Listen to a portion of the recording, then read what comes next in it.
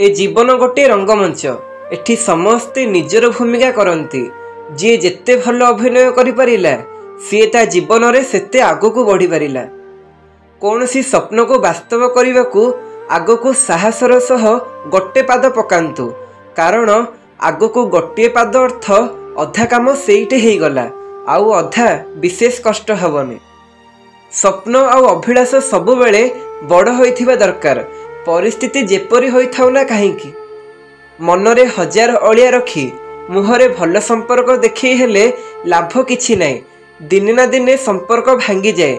जेपरी अधिक गंठी रखी सूताटी को छुंचीरे टाणिबाकू चेष्टा कले ताहा छिड़ी ही जाइथाए। कि मोबाइल जुग हैला, जेते भिड़ बढ़िले भी मनीष एकुटिया तार मोबाइल रे बिजी थाए।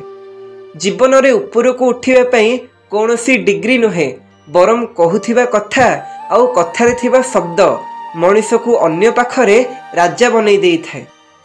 एहा प्रेम ना पागलामी आज बुझी हुएनी। भूली जीवी रागिकी कही दिए, हेले सतरे न भाबिले ता कथा रातिरे निद भी हुएनी। घरे जेते लोक थांतु किंतु पेट चिन्ही आहार केवल माँ देई थाए। बड़ से संपर्क नुहे जहा जन्मरु हेकी आसी थाए। संपर्क तो ताहा होई थाए जहा हृदयरु होई थाए। रक्तर संपर्क तो दिने भाग हिसाब मागी देई थाए, किंतु हृदयर संपर्क सबु देला पर भी कम भाबी थाए। प्रेमर गोटे अजब पागलामी।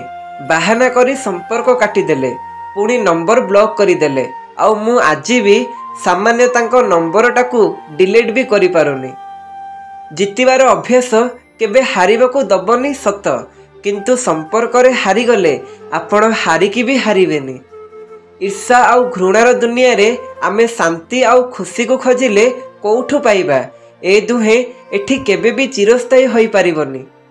किछि स्वाभिमान मनीष भी अछंती, न्याय रे फांसी देले स्वीकार करि नेबे, किंतु अन्याय रे चुप रहिबा को कहिले से केबे चुप हेबेनी, कारण तांको पई चुप रहिबा मिछ ठारो भी बड़ पाप। प्रत्येकटी भूल को भूली गले चलिबो, किंतु भूल रे मिलिथिबा शिक्षा को केबे भूल नाही। फरक सेमानंकु पड़िबो जेउ मानंको पाखरे तुम भली तुमे जणे थिबो, सेमानंकु किछि फरक पड़िबोनी जेउ मानंको पाखरे तुम भली हजार थिबे। जीवन रे किछि रहस्य अछि जहा बंचिबाकू दिएनी, आउ किछि एमिति कर्तव्य अछि जहा मरिबाकू दिएनी। मते भल बंधु दरकार नै, मते तो भंगा हृदय थिबा बंधु दरकार। कारण भल बंधु तो केवल प्रवचन आउ नीति उपदेश देबे, किंतु भंगा हृदय थिबा बंधु मो दुख को बुझिबो, धक्कार कष्ट सी अनुभव करिथिबो। सेथिपई मते केबे धक्का दबनी। तुमर सब कथारे हाँ करिवे, कारण सी तुमको भल पाती। निजे अपमान पाइकी भी तुमको सम्मान देबे, कारण सी तुमको भल पाती। ताहेले मने रख, सबु पुओ समान नुहंती। सच्चा प्रेम माने कौन?